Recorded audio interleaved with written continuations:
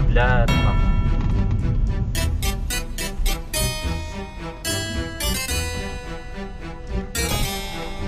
Машина.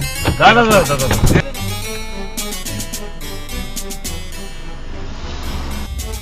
Кыскача ушул окуя боюнча айтып кетейин. Биздин мекендешке заказ түшкөн. Бул барган. Тияктан заказчиктер чыгып айткан. Могу сумканы эле апарып жеткирип кой. Эч ким барбайт дегенде биздин мекендешибиз кудай жалгап отмен кылып койгон ушу заказдычы. Анан жолдон баратканда жанакы тип алдан тосуп чыгышат. Росгвардия.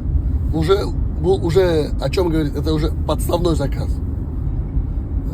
Эгер ушу тууганыбыздын жанакындай сумканы алып алганда же болбосо бир видео регистратору жок болгондо эч ким билбейт. Ошо балким согушка кетмек, балким там камалып кетмек бир нече жылгача. Ошол үчүн мекендештерге дагы бир сыр айтам, уже бир нече жолу айткам муну.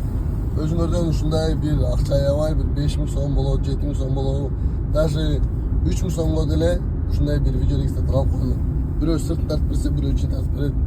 Бул видео регистратор бирде болбосо, бирде обязательно силерди бир кырсык сатып калат да. Анткени баарыбыз билгендей эле кырсык эч качан айтырып келбейт.